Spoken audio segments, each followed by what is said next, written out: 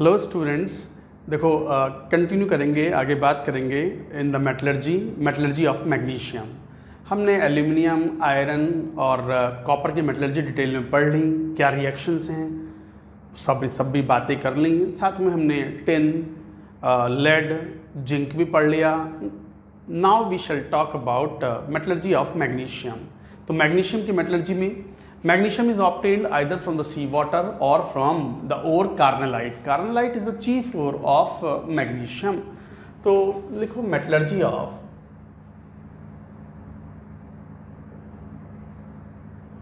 Magnesium. Magnesium दो sources से obtain किया जाता है, from sea water and from carnallite ore.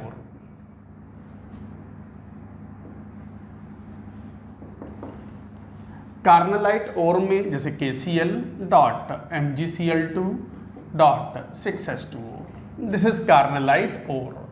तो कार्नलाइट ओर से भी ऑब्टेन कर सकते हैं, सी वाटर से भी ऑब्टेन करते हैं। Sea water contains like KCl, MgCl2, NaCl, इस तरह के सॉल्ट्स प्रेजेंट होते हैं सी वाटर में, that's why it is called saline water. जैसे सी वाटर में ऑब्टेन करते हैं तो सी वाटर में we add slaked lime,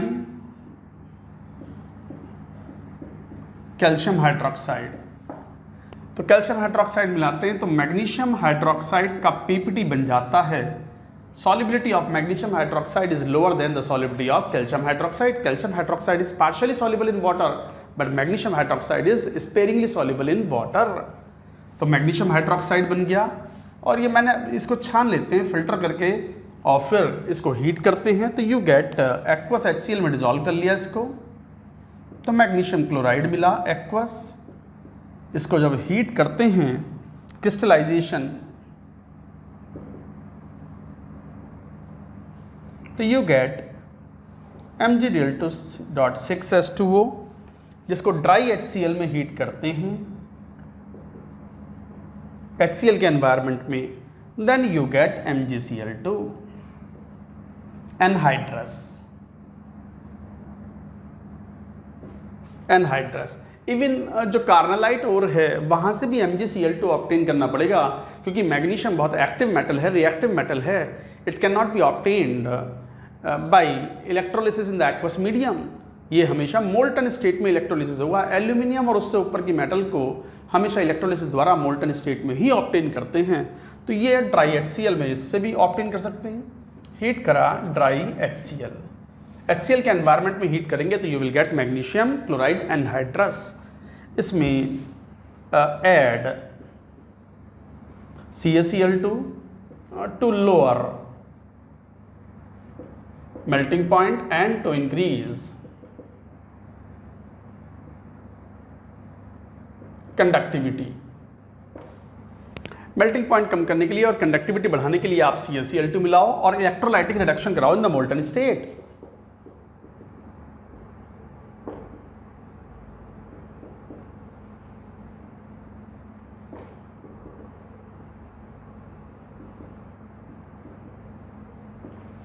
electrolytic reduction in molten state यहां से ऑब्टेन करेंगे तो you will gate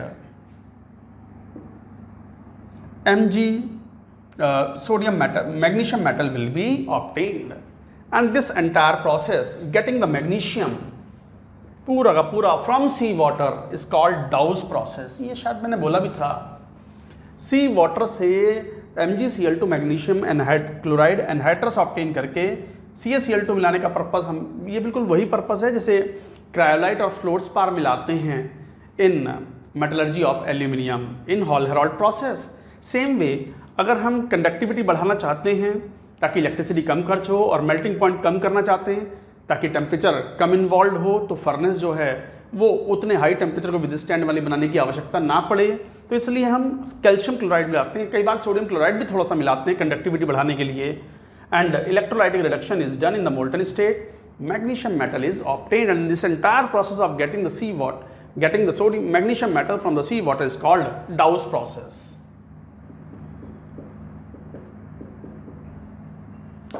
flow diagram है ये, इससे सारी बातें क्लियर होती हैं। एक दो पॉइंट्स और आएंगे वो याद रखने होंगे आपको। थोड़ा सा मैं पहले एक बार ड्रॉ कर लो, मैं ये थोड़ा सा हटा करके एक दो पॉइंट्स बताऊंगा कि why slaked lime is added and why magnesium hydroxide is formed. दूसरा, इसको ड्राई HCl में क्यों हीट किया, डायरेक्टली हीट करते तो भी MgCl2 मिल जाता था क्या, नहीं मिलता। It could have suffered hydrolysis and magnesium oxide would have been formed, which is a very very important reaction. बताऊंगा दोनों पॉइंट, पहले ये पूरी बात नोट करो, नोट इट डाउन।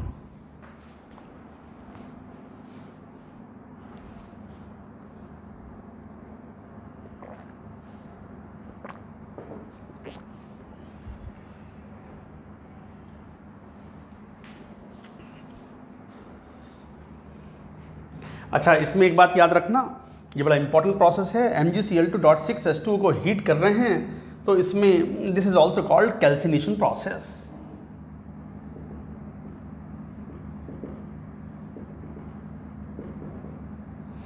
हर वो हीटिंग प्रोसेस जिसमें ऑक्सीजन या एयर का इस्तेमाल नहीं हुआ है इज कॉल्ड कैल्सिनेशन। तो this is called calcination process. एक दो पॉइंट्स जो इंपॉर्टेंट थे वो मैं बताऊंगा, मैं थोड़ा सा ये हटा देता हूं, बोर्ड थोड़ा क्लीन करेंगे।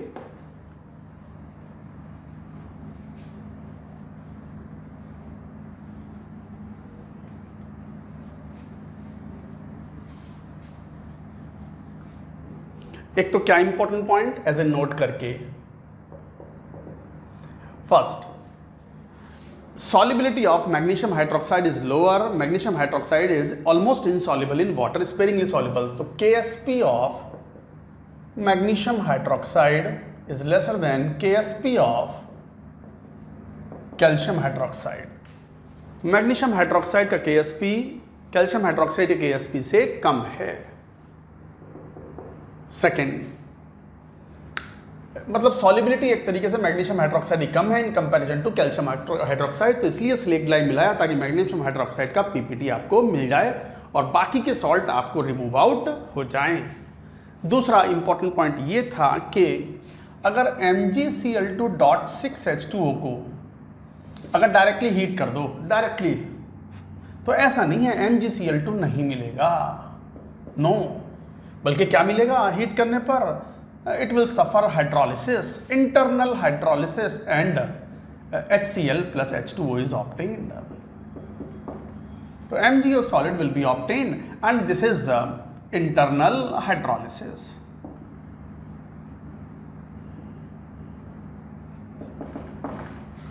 इंटरनल हाइड्रोलिसिस, अगर केमिकल बॉन्डिंग के लेक्चर्स अगर देखें तो यहाँ ये पॉइंट्स आते भी हैं, तो ये इंटरनल हाइड्रोलिसिस है। हालांकि ये P ब्लॉक जब आएगा तो ये पॉइंट्स फिर वापस आपके सामने आएंगे।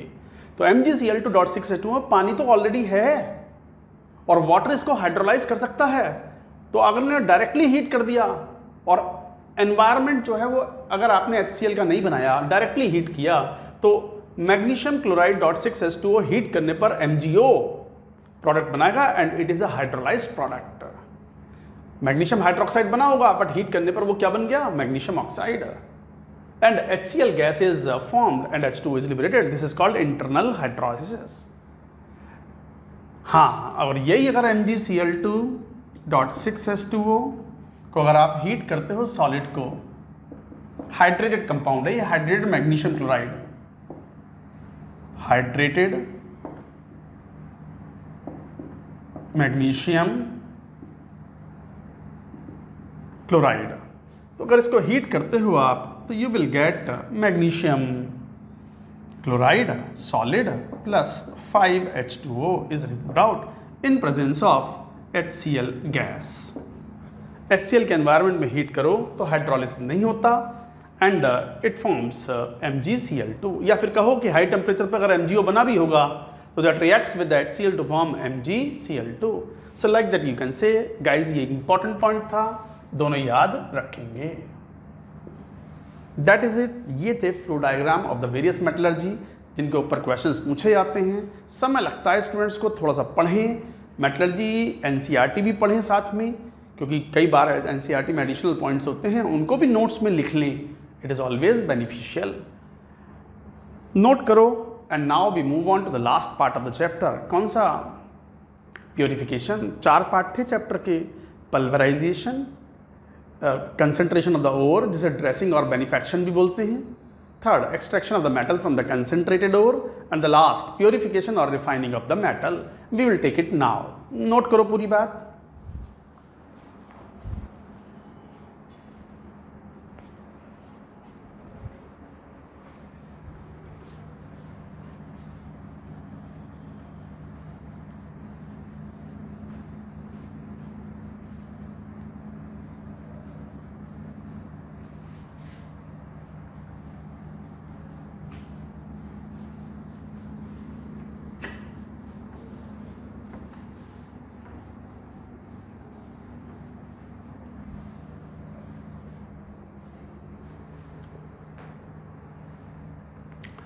लिखो रिफाइनिंग डी प्रोसेस, रिफाइनिंग और प्योरिफिकेशन ऑफ मेटल.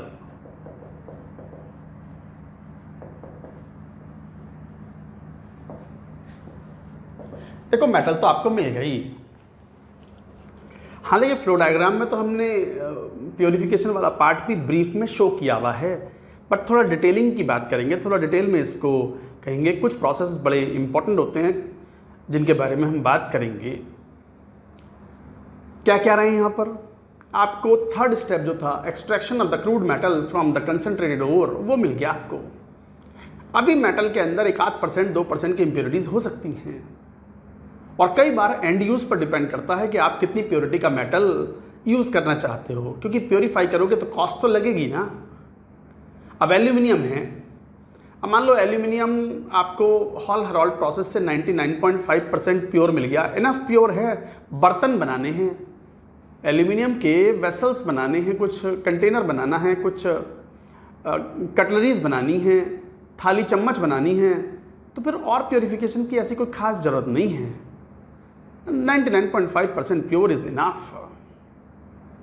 ऐसा एल्यूमिनियम आपको 200-250 रुपये किलो में मिल जाता है मार्केट में. आप कुछ बर्तन खरीदने जाएं एल्यूमिनियम के, एल्यूमिनियम का सॉस पैन, फ्राई पैन, ये सब लेने जाएं तो. बट यही एल्यूमिनियम अगर मुझे इलेक्ट्रिकल कंडक्शन में काम में लेना हो, बिजली के तारों में इलेक्ट्रिकल कंडक्शन में काम में लेना हो, तो इलेक्ट्रिकल कंडक्शन में ध्यान दें, conduction is heavily hampered. Losses will be more, current losses will be more if the impurities are more because of the impurities bands in band model of metal structures. Metallic lattice में या metallic bonding में ये बात पढ़ी होती है आपने कि इम्प्योरिटीज के बैंड्स आ जाते हैं. फिजिक्स में पढ़ते हो ये सब डिटेल्स आप, मॉडर्न फिजिक्स में, सेमीकंडक्टर वाले पार्ट में, मॉडर्न नहीं सेमीकंडक्टर वाले पार्ट में. तो आप नहीं चाहते इलेक्ट्रिकल कंडक्शन, अगर केबल्स हैं, मान लो केबल्स मतलब मोटे वायर्स होते हैं और उसमें एल्यूमिनियम यूज हो जाता है. Aluminium is a good conductor of electricity, but it has to be very very pure for least amount of the losses. तो उसके लिए फिर और प्रोसेसिंग करनी पड़ेगी, आपको हूप्स प्रोसेस परफॉर्म कराना पड़ेगा जिसमें इलेक्ट्रोलाइटिक रिडक्शन होगा in the molten state, and you will get the aluminium with 99.98% almost very pure. So that kind of aluminium need be used. Obviously वो एल्यूमिनियम थोड़ा और महंगा होगा, वो फिर 200-250 रुपये किलो ना हो के हो सकता है 400-300 रुपये किलो हो, 300 रुपये किलो हो सकता है. मतलब मैं तो एक आइडिया दे रहा हूँ समझाने के लिए कि आप किस तरीके से चीज़ों को समझते हैं. तो depending upon the end use we have to purify the metal. So this is the step for the further purification of the metal. Metal तो मिल चुकी, उसमें से एरर को फर्दर रिमूव करना. इसके भी दो मेथड्स हैं, physical methods and chemical method. Physical methods में आपको कोई केमिकल रिएक्शंस नहीं करवानी पड़ती, कोई केमिकल चेंजेस नहीं होते. जैसे physical methods of separation, impurities को सेपरेट आउट करना चाहते हैं तो you know the methods like liquation, like ultra centrifugation, like distillation, crystallization. So these kind of methods are there. तो दो तरह के मेथड्स हैं, we will study them. First, physical methods of removing the impurities. तो लिखो physical methods.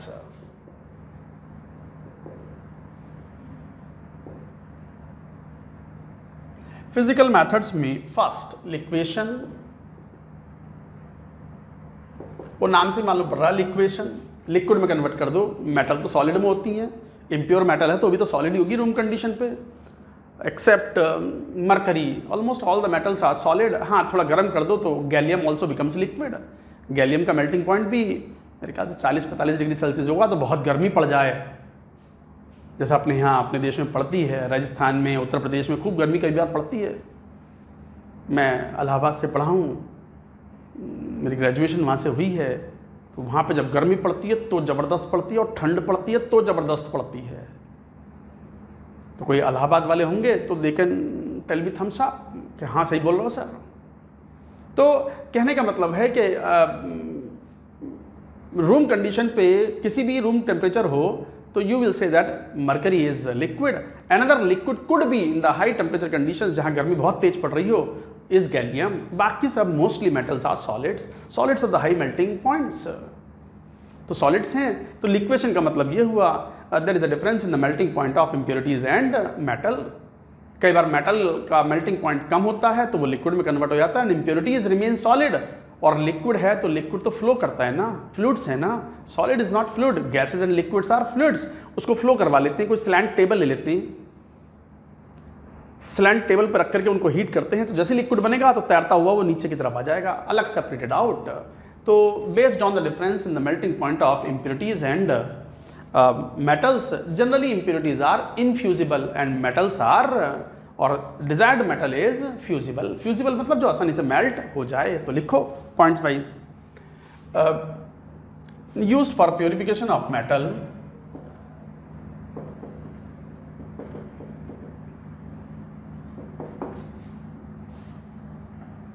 used for purification of metal which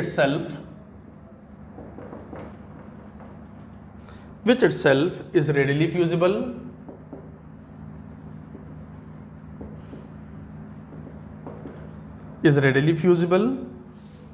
having lower melting point than impurity, is readily fusible, but impurities are infusible।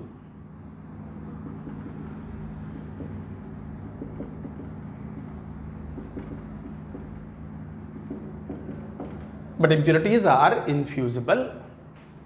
जैसे किसके लिए use करें, तो it is due to the based on the difference in the melting point of impurities and metal. जैसे tin और ये zinc के लिए इस्तेमाल करते हैं मोस्ट कॉमनली। ऐसे ही फिजिकल मेथड्स में second method is fractional distillation method.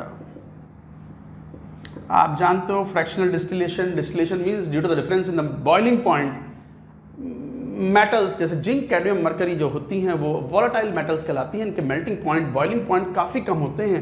Heat करने पर they easily convert into the vapours और गैस में कन्वर्ट हो जाती हैं and they can be removed out. तो फ्रैक्शनल डिस्टिलेशन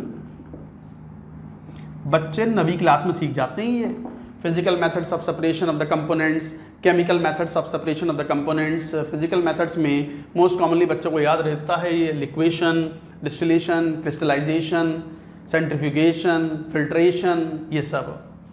तो फ्रैक्शनल डिस्टिलेशन मेथड, तो फ्रैक्शनल डिस्टिलेशन मेथड में used for volatile metals, zinc, cadmium, mercury, used for metals which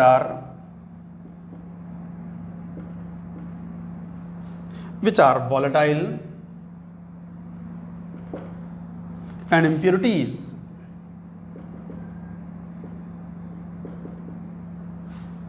are non-volatile,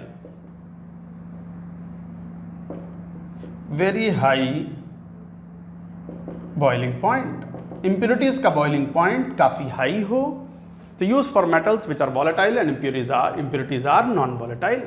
So this is called fractional distillation method. ये याद रखना है किसके लिए यूज करते हैं, तो जिंक, कैडमियम, मरकरी के लिए। नोट करें इसको। इसके बाद वी विल टेक नेक्स्ट जो कि बहुत इंपॉर्टेंट है, zone refining method.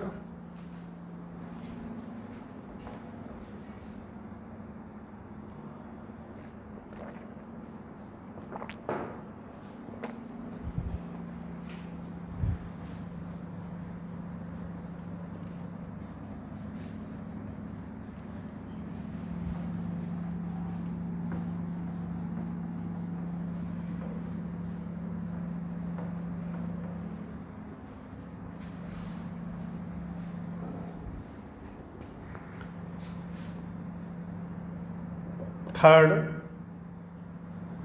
Zone refining method. Zone refining method में आप यूं भी कह सकते हैं, it is also called fractional crystallisation method.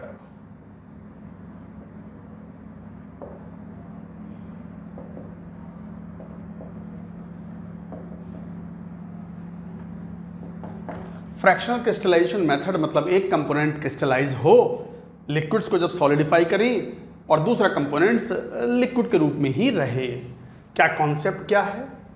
देखो, based on the fact that, ये पहला सेंटेंस भी इंपॉर्टेंट होता है। कॉन्सेप्ट क्या है? तो based on the fact that impurities are more soluble in liquid phase than in solid phase.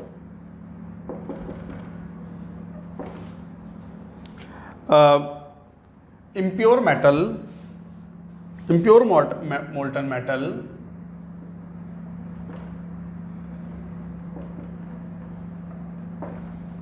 molten metal on gradual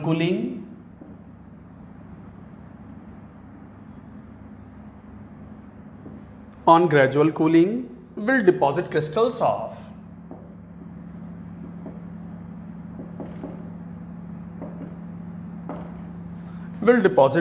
of pure metal, while the impurities will be left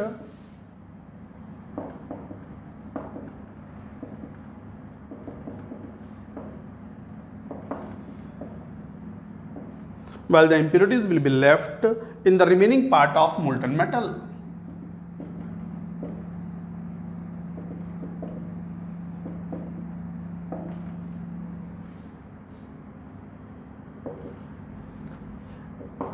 बच्चों, जो students 12th class में हैं उनके board में ये अक्सर पूछा जाता है। एनसीईआरटी ने बहुत जोर शोर से इसके बारे में एक्सप्लेनेशन दिया हुआ है। Zone refining method, fractional crystallisation method, तो this is important.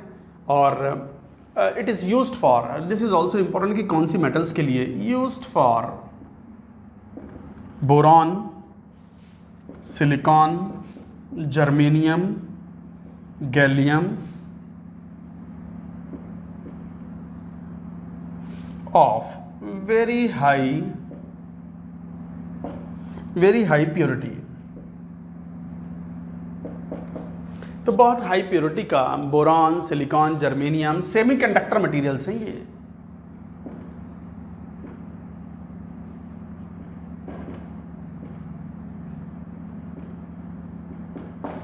Semiconducting materials कहलाते हैं ये। बोरॉन, सिलिकॉन, जर्मेनियम, गैलियम और इंटीग्रेटेड सर्किट्स बनाने में, एम्बेडेड सिस्टम्स बनाने में ये काम में आते हैं। पूरी इलेक्ट्रॉनिक्स इसी के ऊपर बेस्ड है। आज कंप्यूटर चल रहे हैं, मोबाइल चल रहे हैं, फटाफट it is all based on this conducting properties of silicon, germanium, and that is generally doped with the boron as arsenic, gallium and all that. तो यूज्ड फॉर दिस। अच्छा, करते कैसे हैं इसको? इसमें कई बार ऐसा होता है कि एक सर्कुलर हीटर लेते हैं। मान लो ये बोरॉन की रॉड है, ये बोरॉन रॉड है, और एक सर्कुलर हीटर ले लिया। ये circular heater, this is impure boron rod.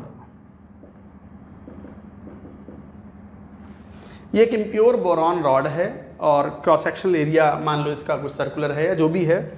एक सर्कुलर हीटर है which can heat and melt the metal, and also this heater can give the mechanized motion। या तो हीटर को मूव कराओ या फिर रॉड को मूव कराओ।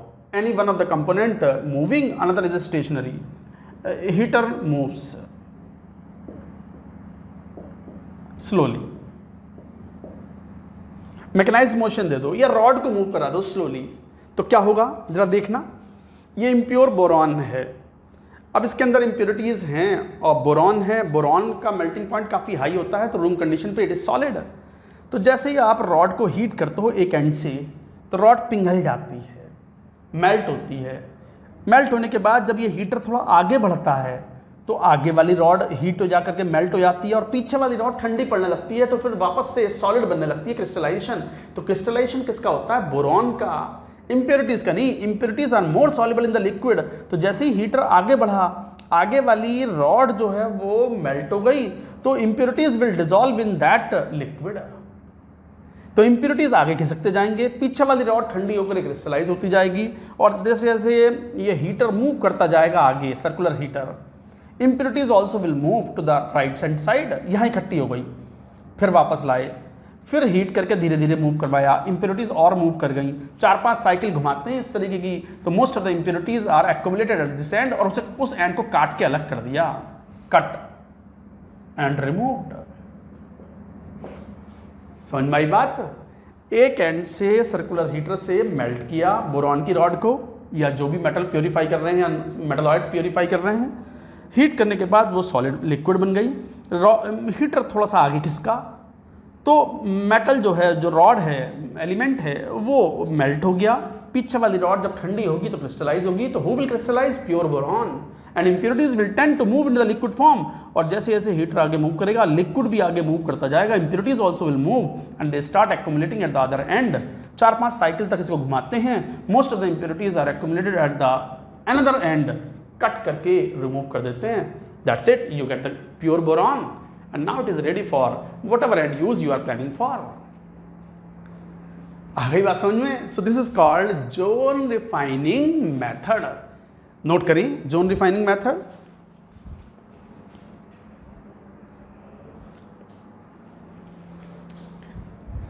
And one more method is there in the physical method, that is crystallography. तो क्या मेथड है? तो लिखो क्रिस्टलोग्राफिक मेथड या क्रोमेटोग्राफिक मेथड।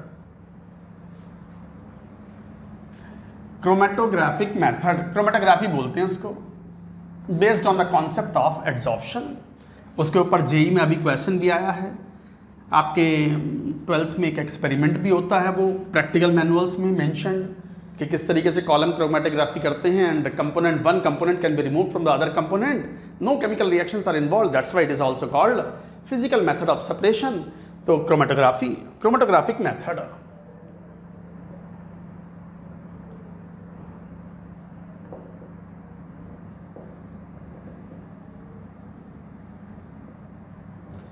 क्रोमेटोग्राफिक मेथड कहाँ यूज़ करते हैं? जनरली जब यूज़ करते हैं जब इम्प्योरिटीज़ बहुत माइन्यूट अमाउंट में, क्वांटिटी में हो, या फिर प्रॉपर्टीज वाइज और मेथड इस्तेमाल ना हो रहे हों। Melting point is nearly same, boiling point is nearly same, other methods are not usable, then we use it. तो used particularly when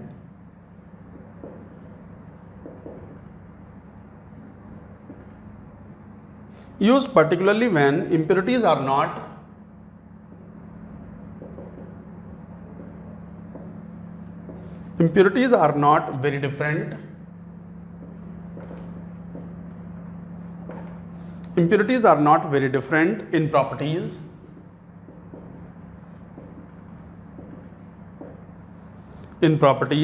From the metal,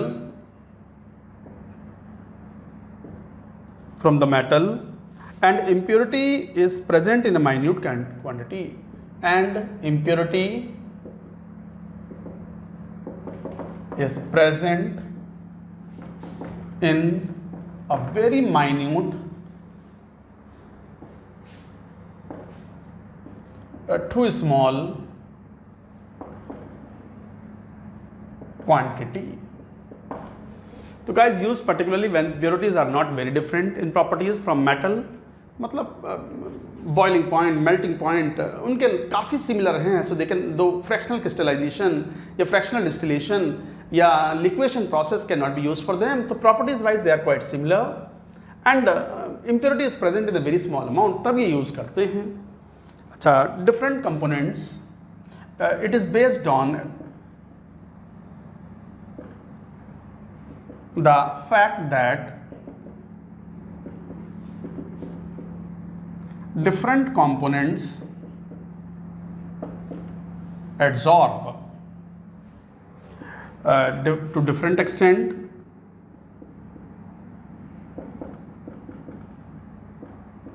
on adsorbent ये कॉन्सेप्ट ऑफ एड्जॉर्प्शन अपने आप में एक चैप्टर है surface chemistry, physical chemistry का एकमात्र theoretical chapter जिसमें न्यूमेरिकल्स नहीं होते। पूरी फिजिकल केमिस्ट्री में, physical chemistry is not different from the physics, is like physics.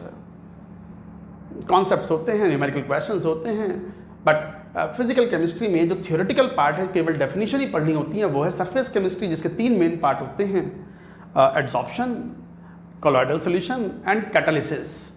That also we will study. तो ये एड्जॉर्प्शन वहाँ डिटेल में पढ़ेंगे। एड्जॉर्प्शन का मतलब attachment of the molecules only on surface, not in the bulk.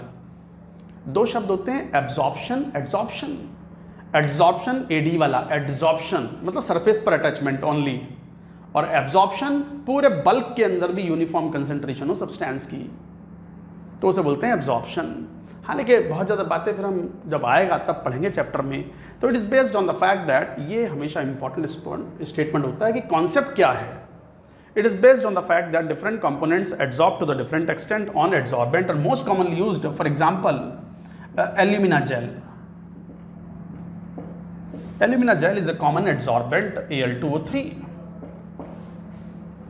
जैसे column chromatography होती है, in column chromatography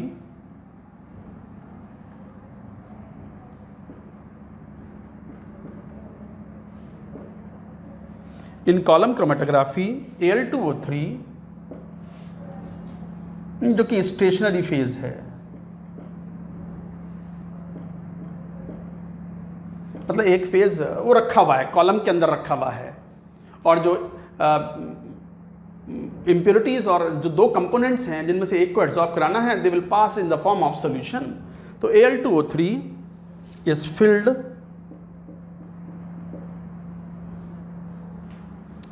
and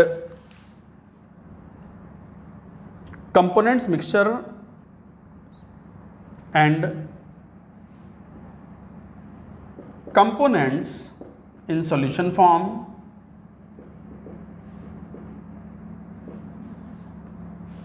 is passed through Al2O3। अच्छा, components solution phase,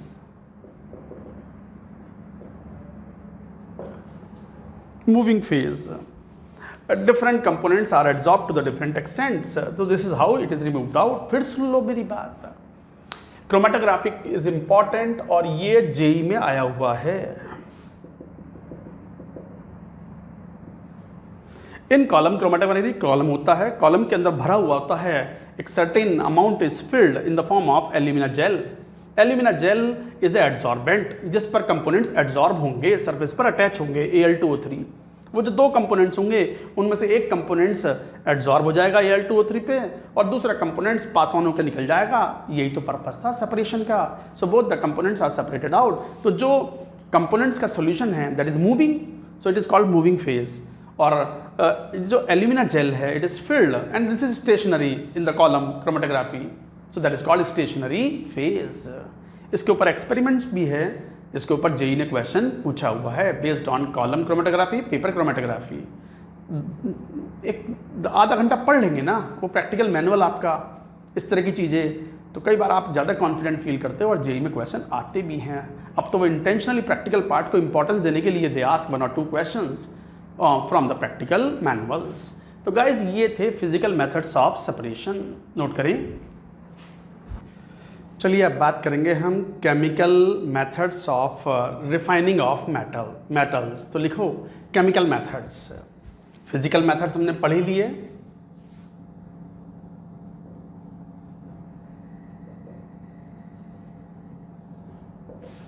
chemical methods of refining of metals.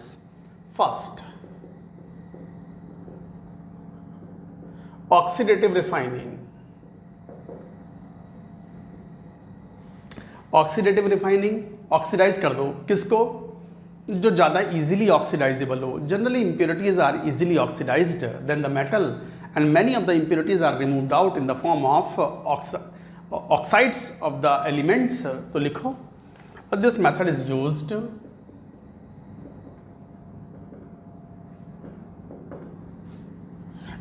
is used when impurity is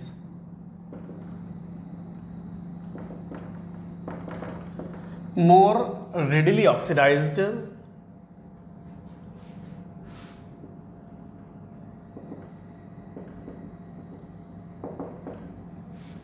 oxidative refining में this method is used when impurity is more readily oxidized than the metal. impurity oxidise होकर के remove हो जाएं, कैसे? जैसे इसके लिए बहुत इंपॉर्टेंट है, वेरी इंपॉर्टेंट, जेई ने क्वेश्चन भी पूछा हुआ है आयरन के लिए बेसिमराइजेशन।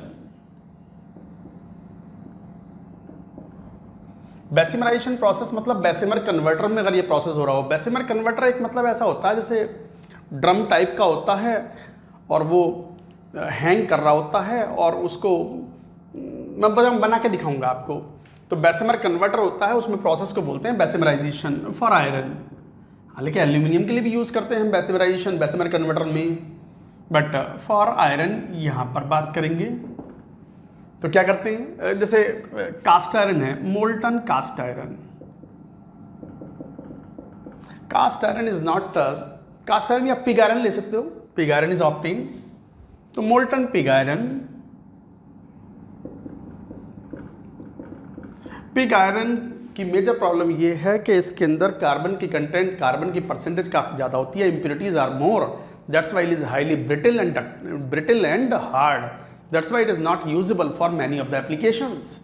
तो फिर मोल्टन आयरन के अंदर नियरली 4% कार्बन और साथ में 1% of sulphur, silicon, phosphorus, manganese, इस तरह की इम्प्योरिटीज होती हैं एटसेट्रा। तो क्या करते हैं, pure oxygen is passed, pure O2 is passed. Pure oxygen pass कर दो in a furnace lined with, furnace मतलब यही Bessemer converter, lined with calcium oxide जो कि फ्लक्स है। फर्नेस कौन, फर्नेस मतलब बेसिमर कन्वर्टर।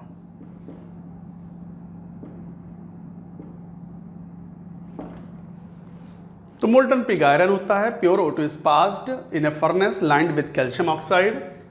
क्या होगा, यहां से यू विल गेट स्टील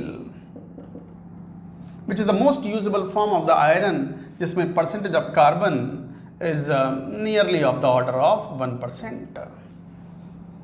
तो इस तरीके से यहाँ से स्टील मिल जाता है और डिपेंडिंग अपॉन कितना परसेंटेज स्टील में कार्बन चाहिए हमें वो घटा सकते हैं बाय दिस प्रोसेस।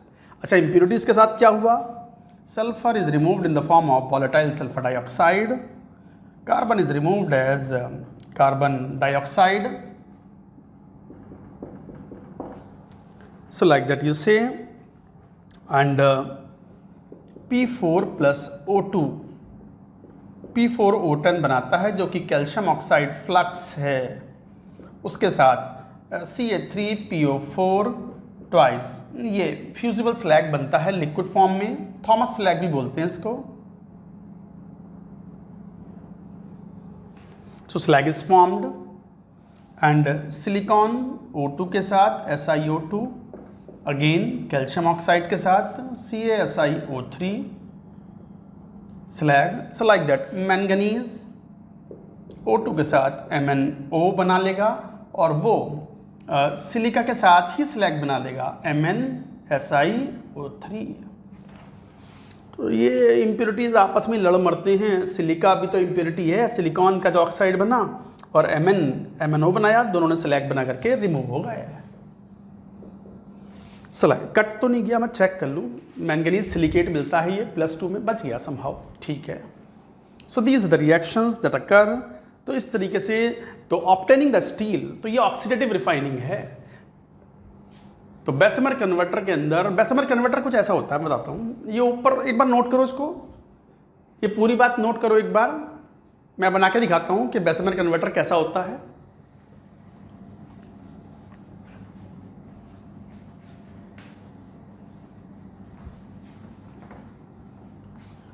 आइडिया से मान लो ये कि स्टैंड हो,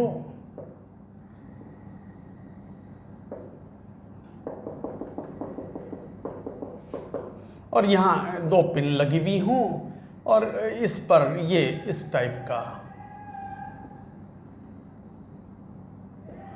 इसके अंदर भरा हुआ होगा वो, और ये ऐसा लटक रहा है, ये हैंग कर रहा है यूं करके, इसमें क्लैंप्स लगे हुए होते हैं, जब मोटर में करनी होती है तो खींच करके सब नीचे ले लेते हैं उसमें। सो like that this is Bessemer converter. मैंने आइडिया से बता दिया आपको कि क्लैंप लगे हुए हैं, उस पर ये स्विवल कर सकता है, एंड आप जब कंप्लीट प्रोसेस हो जाए तो इसको मोल्टन फॉर्म को अपने डिजायर्ड शेप में कास्ट किया जा सकता है। सो this is the process called Bessemerisation for iron. This is important, it asked JEE advance में एक बार बहुत पहले क्वेश्चन आया हुआ है ऑन इट। पूरी बात नोट करो। ऑक्सीडेटिव रिफाइनिंग में another one is cupellation process.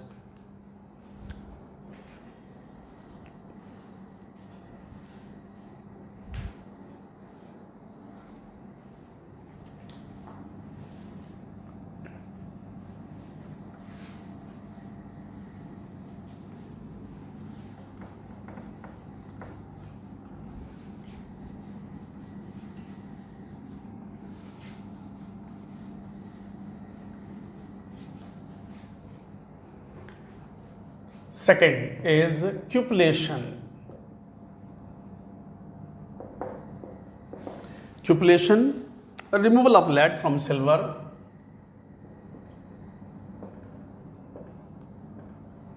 Lead impurity from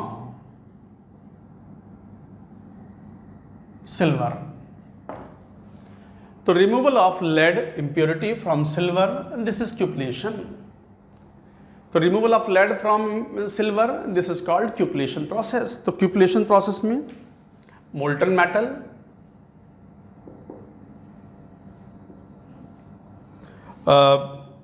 made of molten metal is taken in silver liquid in cupel made of bone ash. Bone ash मतलब calcium phosphate CA3PO4 twice. हड्डियाँ जो होती हैं, हड्डियों के चूरे से बना हुआ होता है क्यूपल। क्यूपल वैसा होता है जैसे बोट शेप्ड वेसल होता है ना, उस टाइप से। It is a boat shaped vessel.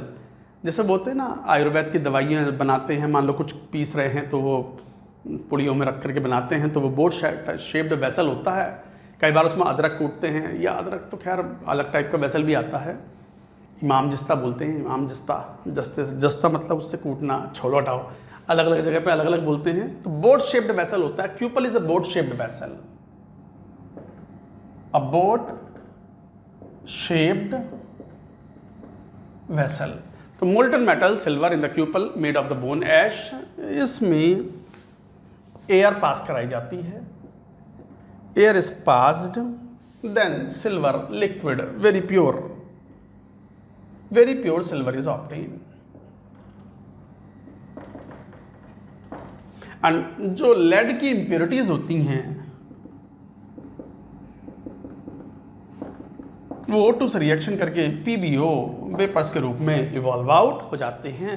तो इतना याद रखना है, cupellation process is used for removal of the lead impurities from silver, molten silver. तो इस तरीके से ये पॉइंट है। ये भी ऑक्सीडेटिव रिफाइनिंग है। एयर के अंदर कौन है जो ऑक्सीडेशन कर रहा है? O2। नोट करो क्यूपलेशन। इसके बाद केमिकल मेथड्स में सेकंड मेथड आता है। ये तो थे बेसिमराइजेशन एंड क्यूपलेशन, इसको A और B कर लो। ये ऑक्सीडेटिव रिफाइनिंग थी। First was oxidative refining, second is polling process. Note कर लो पहले इसको।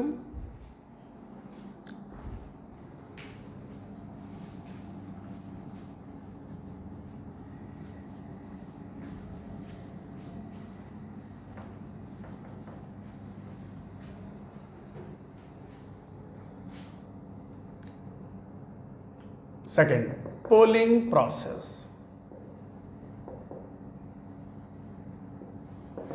Polling process is mainly used, actually green bamboo is used, so mainly used for purification of copper and tin. Copper और tin के purification के लिए इसको इस्तेमाल करते हैं। ये है पोलिंग प्रोसेस। करते क्या है, कई बार ग्रीन बैम्बो यूज करते हैं, तो कॉपर लिक्विड, जैसे कॉपर लिक्विड है having some impurity of Cu2O, तो कॉपर ऑक्साइड की इंप्योरिटीज इसमें कई बार होती हैं, तो क्या करते हैं, मोल्टन मेटल इज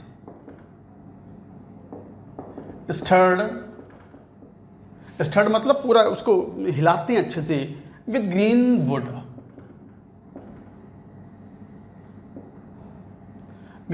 और green bamboo.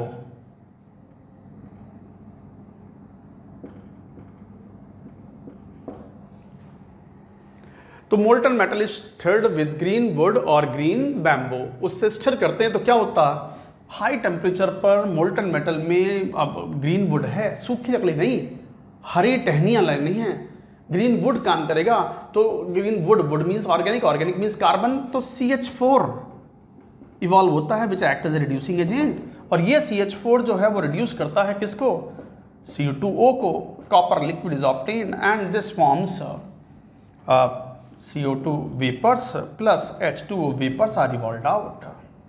So this is the proper, यहाँ पर copper pure. So this is purified 99.5% nearly. This is the process. Same way you can use for tin also. Tin liquid having impurities of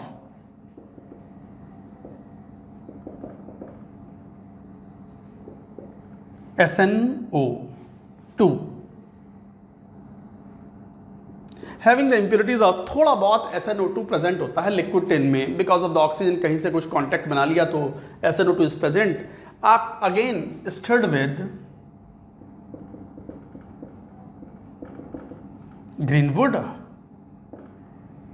process वही है, SnO2 will be reduced to tin, तो tin liquid is obtained in the purified form. अलग अलग process है दोनों के लिए, सो like that you से। तो जो क्यूप्रस ऑक्साइड की जो इंप्योरिटीज हैं थोड़ी बहुत मात्रा में, they are reduced into the copper form. तो गाइस इस तरीके से होता है ये, you should remember. So this is called poling process. Poles किसके, ग्रीन वुड के, ग्रीन बैम्बो जैसे यूज करते हैं, नोट करें। And there after now electro refining, हालांकि electro refining we have studied earlier, but फिर भी थोड़ा सा एक दो पॉइंट्स तो लिखेंगे। इलेक्ट्रोकेमिस्ट्री में खूब अच्छे से डिफाइन किया हुआ है इलेक्ट्रो रिफाइनिंग, तो लिखो third process electro refining.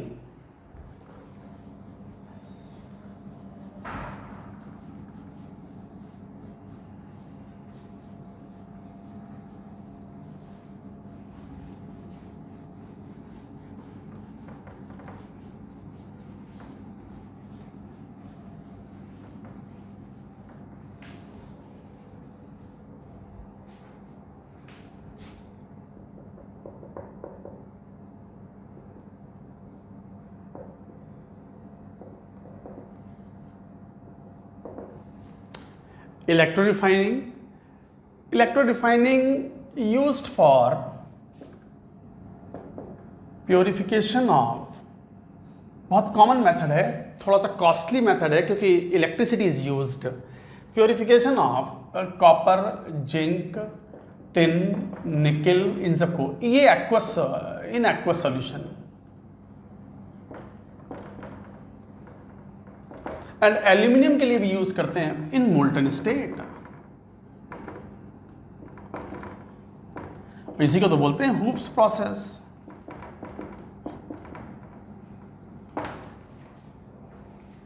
Right side में कटा तो नहीं, देखिए, नहीं ठीक है। तो electro refining use for the purification of copper, zinc, tin, निकल, इन सब के लिए यूज करते हैं, ये एक्वस सॉल्यूशन में चलेंगे।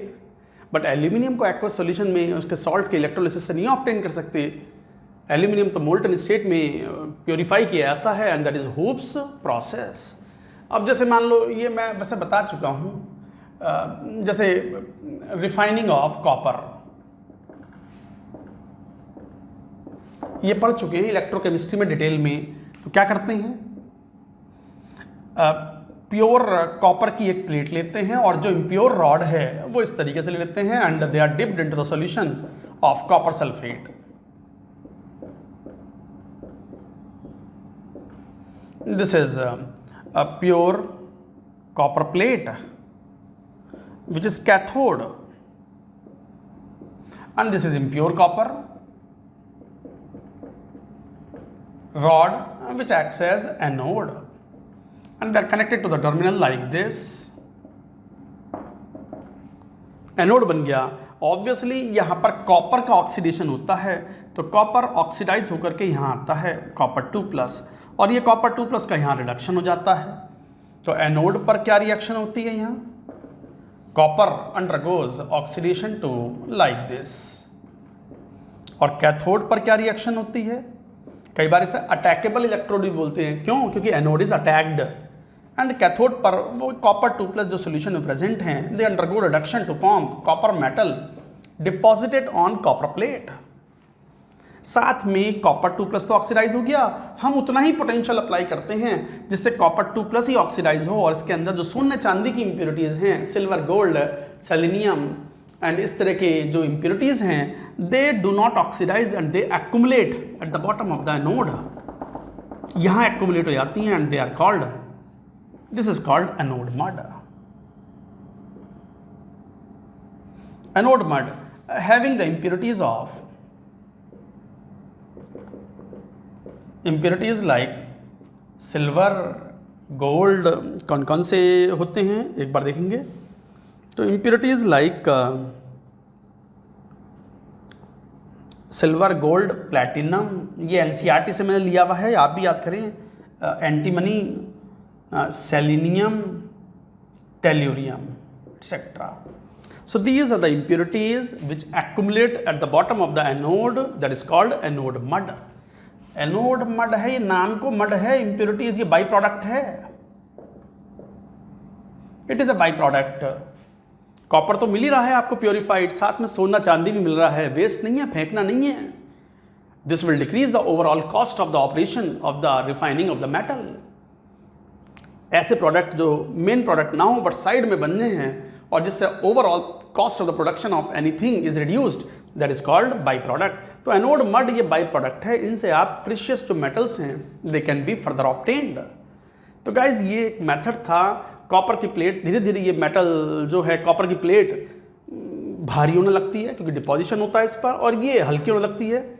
मान लो ये 10-10 किलो के थे तो पता चला ये 10 किलो और ये 1 किलो की प्लेट थी. 1 किलो की मान लो ये 9 किलो इधर आ गया तो ये तो 10 किलो की हो गई और ये 1 ही किलो का रह गया. ये बाद में इनको रिप्लेस करके नई रॉड लगाए थे, नई प्लेट लगाए थे, and like that copper can be refined for the end use.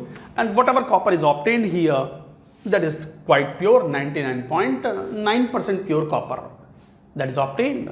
So that is called refining of metal. अच्छा, एल्यूमिनियम के लिए हुप्स प्रोसेस है, हालांकि हुप्स प्रोसेस पे क्वेश्चन पूछे नहीं जाते बट ये मोल्टन फॉर्म में होता है.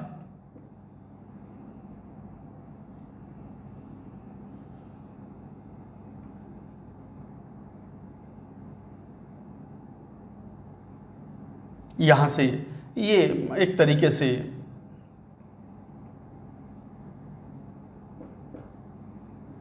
यहाँ से एल्यूमिनियम प्योर मिल जाता है और ये मान लो इस टाइप से ये बन गया.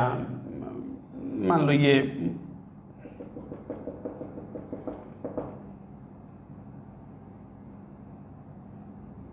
नहीं,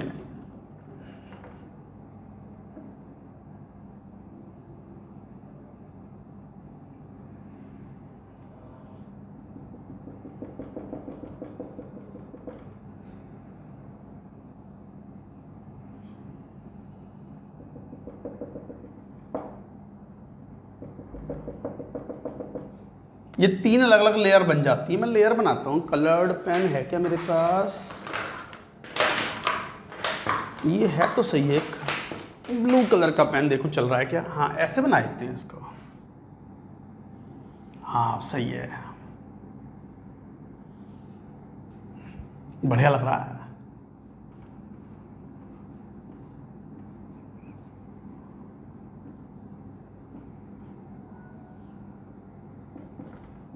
ये एनोड हो गया, ये कैथोड हो गया। सो like that electricity can be provided, anode cathode. ये ग्रेफाइट की रॉड्स हैं।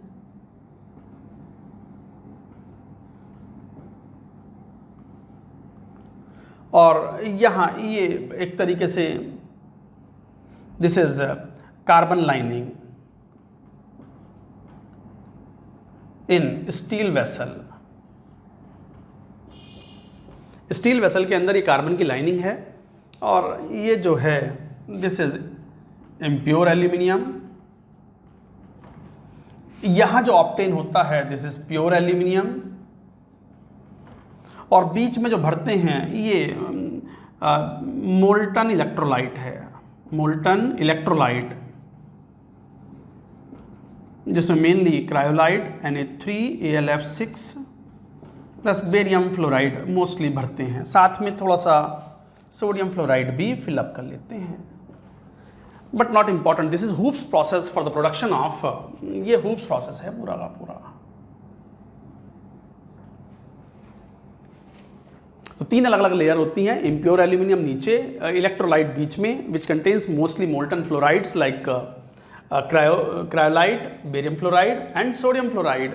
ये इसको बीच में भर देते हैं। ऊपर pure aluminium is obtained when electricity is supplied. This is electrolytic refining, electro refining. Molten state में ऑब्टेन करते हैं pure aluminium, and you get 99.98% of the pure aluminium from this process.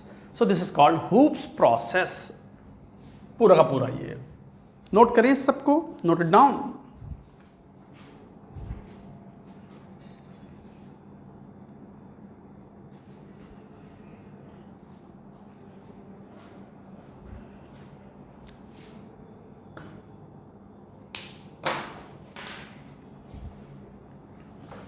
After this hoops process another is very very important, again NCERT में अच्छे से दिया हुआ है, vapour phase refining, जिसके अंदर मॉन्स प्रोसेस और वैन आर्कल्स प्रोसेस आता है।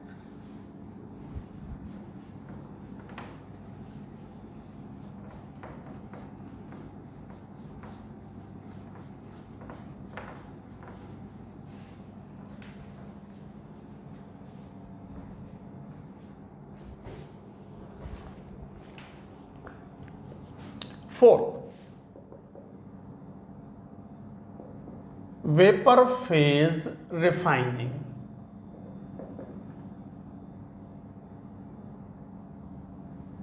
वेपर फेज रिफाइनिंग मतलब मेटल को किसी कंपाउंड से रिएक्शन करा करके कुछ वेपर्स बना लो, इंप्योरिटीज रिएक्ट नहीं करेंगी, वो पीछे छोड़ जाएंगी सॉलिड के फॉर्म में, and metal will convert into the vapour form, and this is called vapour refining method. इसके 2 मेन एग्जांपल्स हैं, एक्सट्रैक्शन ऑफ, थोड़ा सा बार बार लिख के भी पढ़ोगे तो याद होगा, extraction of nickel by Mond's process.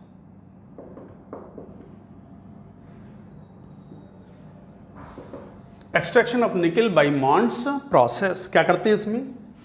ये निकल है सॉलिड इम्प्योर, आप इसकी रिएक्शन कार्बन मोनोऑक्साइड गैस से कराओ, and the temperature is nearly 50 degree Celsius. निकल कार्बोनिल का कॉम्प्लेक्स बनाएगा NiCO4 गैसियस फॉर्म में, और गैस के फॉर्म में निकल जो है वो आ जाएगा, इंप्योरिटीज पीछे छूट जाएंगी। बाद में इसको अलग कर लेते हैं, और when it is heated at an angle at a temperature of nearly 200 degree Celsius you get nickel pure, plus CO is removed out which is recirculated, वापस यहाँ यूज कर लेते हैं इसको। So this is the process called Mond's process. ऐसी एक होता है van Arkel's process.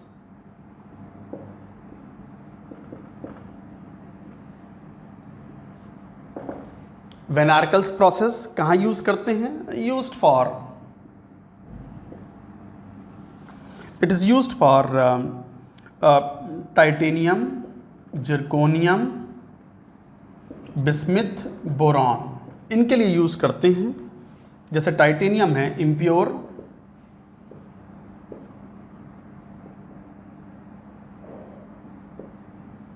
Solid, plus iodine gas से रिएक्शन कराते हैं at an temperature of 50 to 250 degree Celsius. TiI4 is formed in the gaseous form. इसको अलग कर लेते हैं वेपर्स को और हीट करते हैं on tungsten, heated on tungsten filament.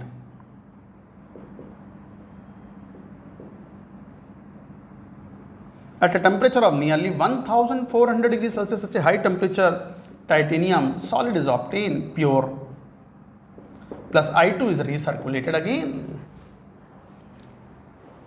तो वेपर्स बना करके आप मेटल को प्योरीफाई कर सकते हो. इसमें एक बात आएगी इंपॉर्टेंट कि आयोडीन ही यूज़ किया, क्या क्लोरीन यूज़ कर सकते हैं? नो.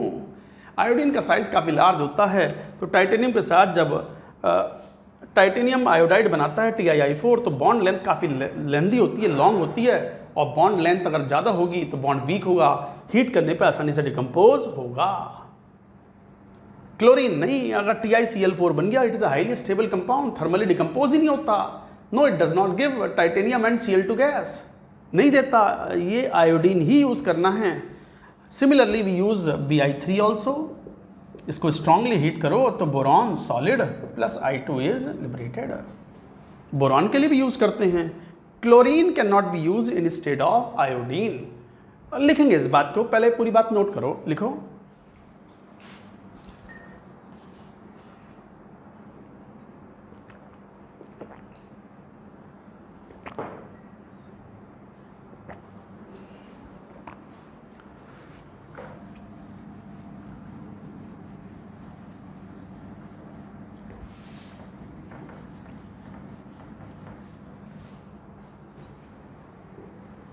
क्या पॉइंट एज ए नोट करके, Cl2 can not be used instead of I2 here as Cl chlorine forms a stronger bond with elements like boron, zirconium, titanium, etc. I2 is used as it forms weaker bond with metal or element due to its large size. Its कौन? Iodine, large size. और आपको तो पता है कि bond energy is inversely proportional to bond length. Chemical bonding का बहुत basic सी बात है ये कि bond energy is inversely proportional to the bond length. तो Cl2 can not be used instead of I2 here as Cl forms stronger bond with the elements like boron, zirconium, titanium. I2 is used as it forms weaker bond with the metal element due to its size. चलिए students, अब last के एक दो processes और बाकी हैं. Purification हम पढ़ रहे थे, प्योरीफिकेशन. तो प्योरीफिकेशन में coming to the next number, now we have fifth, Parkes process.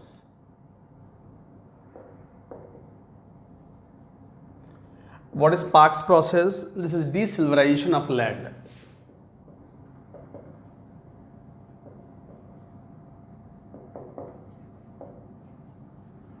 This is desilverization of lead. मतलब लेड मेटल है और सिल्वर क्या है? इम्प्योरिटी.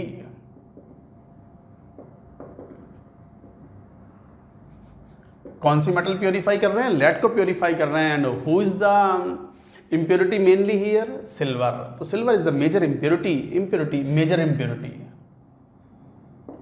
और भी इम्प्योरिटीज हो सकती हैं, बट जैसे बिस्मिथ हुआ, बोरॉन हुआ, थोड़ी बहुत मात्रा में, but silver is the major impurity. तो desilverization of the lead is called Parkes process. Concept क्या है? मान लो मोल्टन मेटल है, मोल्टन लेड है, उसमें सिल्वर भी है, उसमें थोड़ा जिंक मिला देते हैं, और जो सिल्वर है it is a very high tendency to form the alloy with the zinc, जबकि lead has little tendency to form the alloy with zinc.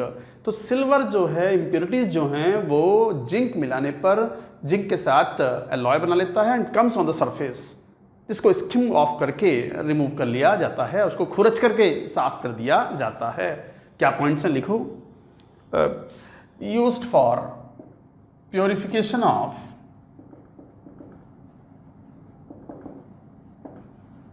Lead की प्योरिफिकेशन के लिए काम में आता है। Nearly 1% zinc is added in molten lead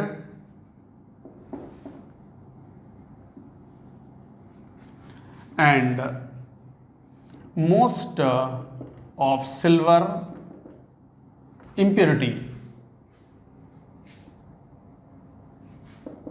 forms alloy with zinc while lead does not form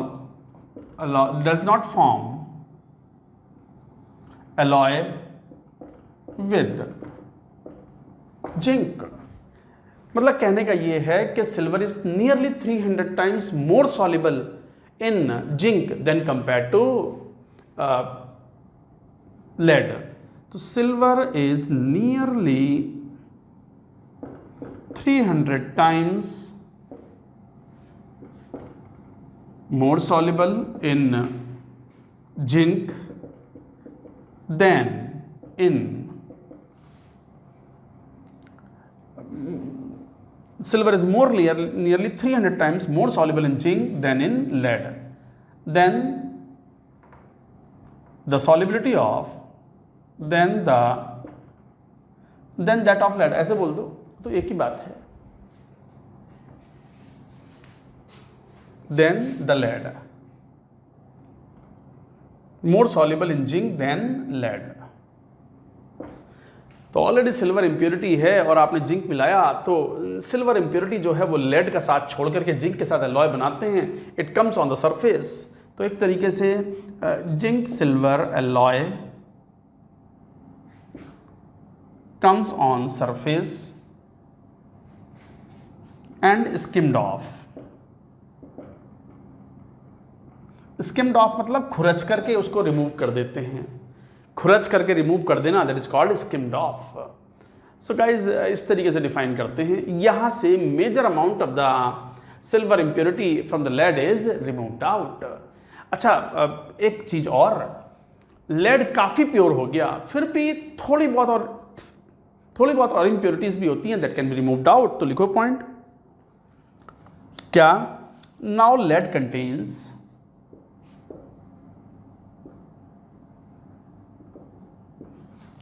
a little impurities of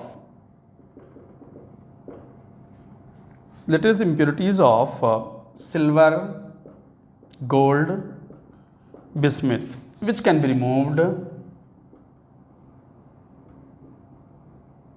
silver major amount में तो remove हो गया, बट गोल्ड बिस्मिथ जैसी इंप्योरिटीज हैं which can be removed by Betts method. क्या है Betts method? Electrolytic process.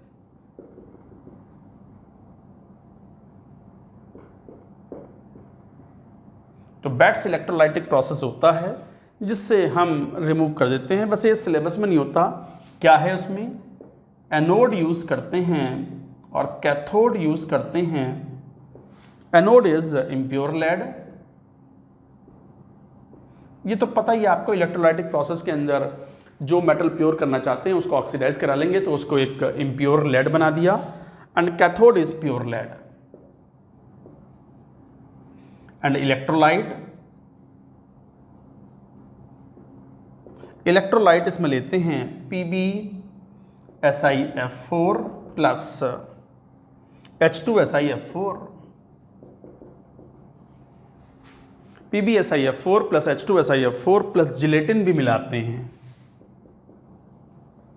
आप चाहो तो ये पोर्शन स्किप कर सकते हो।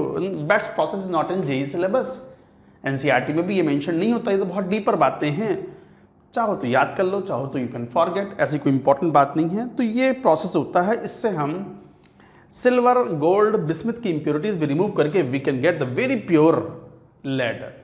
तो लेड की further purification is done by Betts electrolytic process और Betts method which is electrolytic process and these are the features of it. तो गाइस ये पॉइंट थे। अच्छा, यहां से जरा सेकंड वाले पॉइंट से देखना, ये जिंक सिल्वर अलॉय भी मिला, ये भी बाई प्रोडक्ट है, कचरा नहीं है। ये इसमें भी चांदी है, तो तो जिंक और सिल्वर जो है इससे हम जो थोड़ा बहुत लेड आ गया है उसको लिक्वेशन प्रोसेस से रिमूव कर लेते हैं। मतलब लिख लेंगे इस पॉइंट को भी, पूरी बात नोट करो, एज ए नोट करके लिखेंगे उसको, नोट इट डाउन।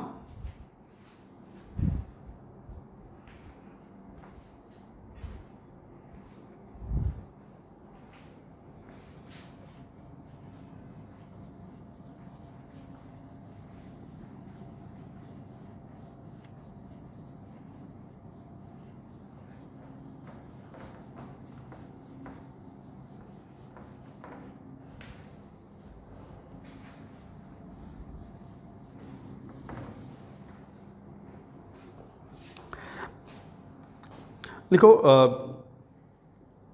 नोट करके लिखो। वो जो स्किम ऑफ किया था ना जिंक सिल्वर अलॉय, तो zinc silver alloy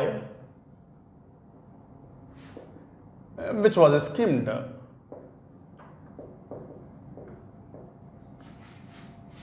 from lead से स्किम्ड जो किया था, स्किम्ड ऑफ जो किया था, तो जिंक सिल्वर अलॉय जो है इससे हम is heated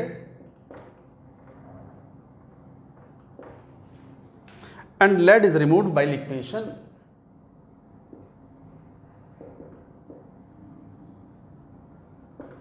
bye liquation heat करने पर लेड बड़ी आसानी से लिक्वेशन से रिमूव हो जाता है। To remove lead is removed by liquation, साथ ही साथ अब लेड तो रिमूव हो गया, थोड़ा बहुत लेड आता है, साथ में स्किम्ड ऑफ करेंगे तो थोड़ा बहुत तो लेड आएगा ही ना जब सॉलिडिफिकेशन होगा। और जिंक सिल्वर है, सिल्वर का मेल्टिंग पॉइंट काफ़ी ज़्यादा है, तो डिस्टिलेशन से हम जिंक को रिमूव कर सकते हैं। तो distillation removes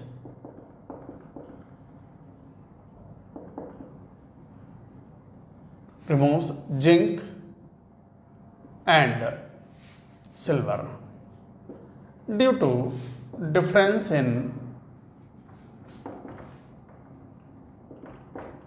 their boiling point।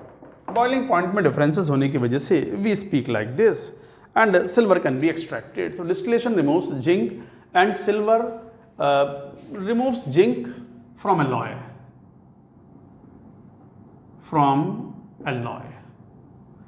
and silver। तो distillation remove zinc from alloy,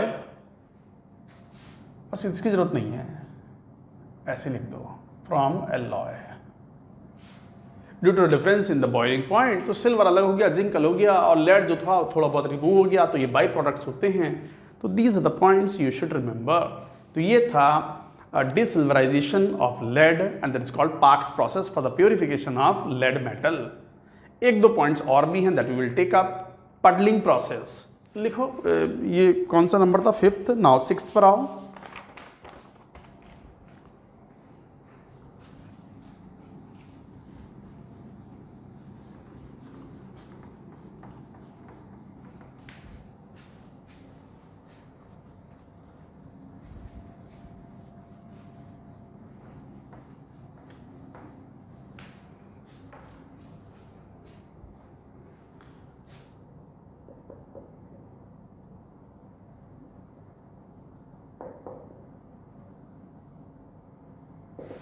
puddling process क्या है?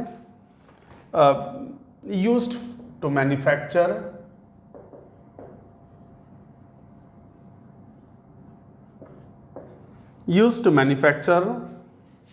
The wrought iron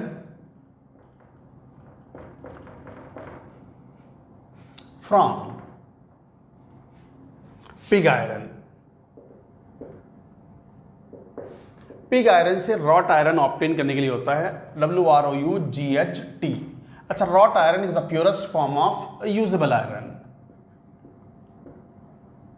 rot iron is purest form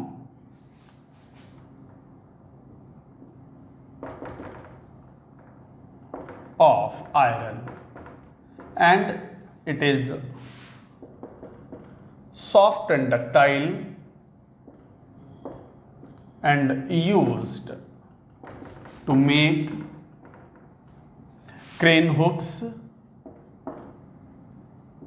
crane के हुक्स बनाने में काम आता है लिंक्स ऑफ चेन एटसेट्रा। तो क्रेन के हुक्स बनाने में लिंक्स ऑफ चेन बनाने में चेन के जो लिंक्स होते हैं, कड़ियाँ होती हैं, उसे बनाने में काम आता है। सॉफ्ट और डक्टाइल होने की वजह say that is the purest form of iron, usable iron. इसके अंदर कार्बन की परसेंटेज बहुत ही कम होती है, may be of the order of 0.1% और even less. That's why it is carbon provides hardness and brittleness in the iron. काफ़ी soft form होता है ये, और ये बनाने में काम आता है puddling process for manufacturing wrought iron from pig iron. करते क्या हैं? In this process impurities, carbon, sulfur, silicon, manganese, phosphorus are oxidized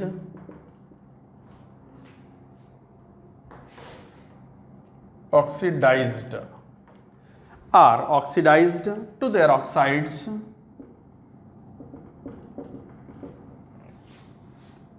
using hematite lining, hematite मतलब कौन? Fe2O3 ऑफ फर्नेस, कौन सी? Puddling furnace.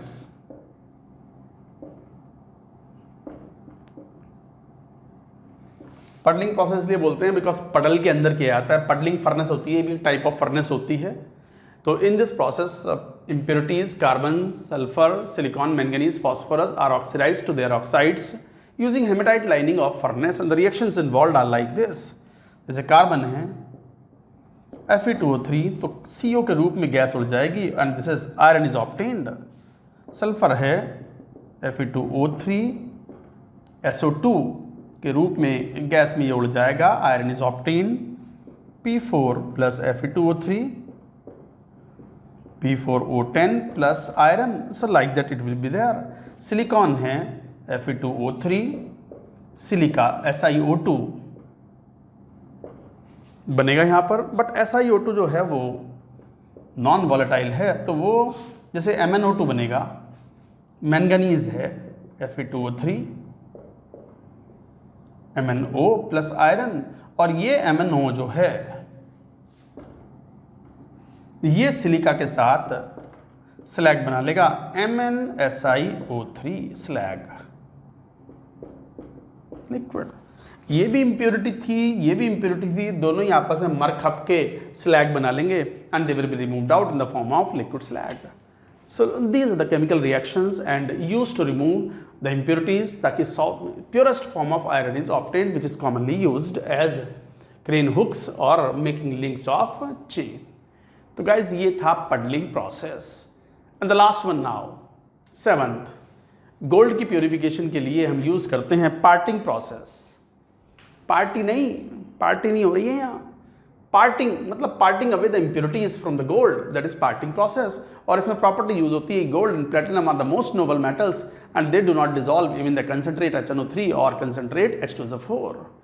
बाकी इम्प्योरिटीज ऑक्सीडाइज होकर के सॉल्यूशन में घुल जाती हैं, वहाँ से गोल्ड को प्योरीफाई किया जा सकता है। तो पहले पूरी बात नोट करो, note it down.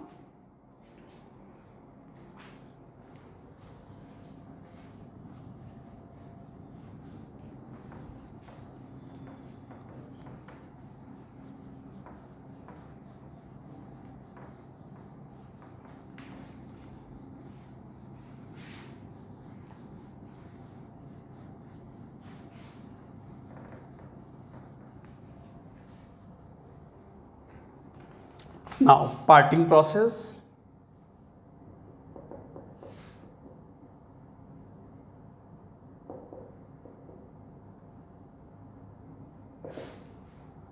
Parting process is used for purification of gold. Purification of gold having impurities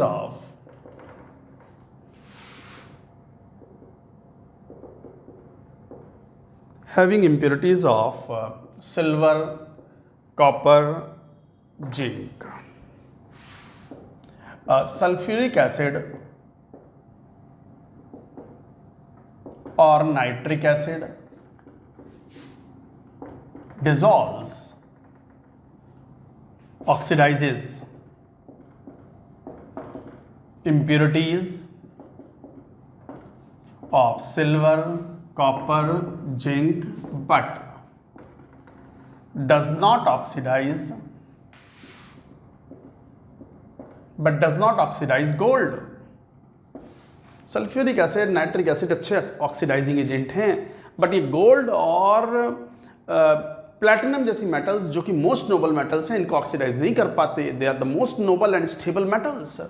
तो सिल्वर, कॉपर, जिंक की जो इंप्योरिटीज हैं वो ऑक्सीडाइज हो गई, घुल गई सॉल्यूशन में. गोल्ड ऑक्सीडाइज नहीं हुआ, गोल्ड को प्रेसिपिटेट बन जाता है, वो अलग से हम ऑब्टेन कर लेते हैं. तो but does not oxidise gold. So this is how gold is purified. Gold can also be carried out. This can also be purified by chlorine. Borax के साथ फ्यूज करते हैं. तो gold can also be purified. Goldsmith use करते हैं. Purified by Cl2 using borax powder.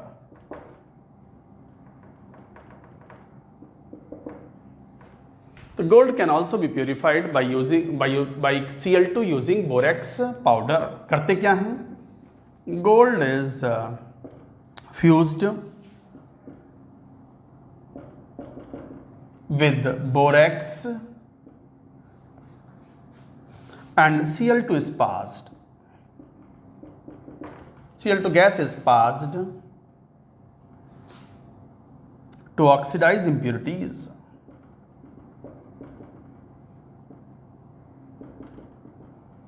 Oxidize impurities. Many volatile chlorides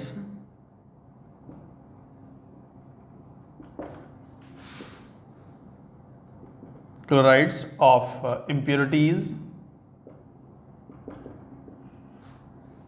evaporate and AgCl form. AgCl volatile नहीं होता, AgCl form a separate layer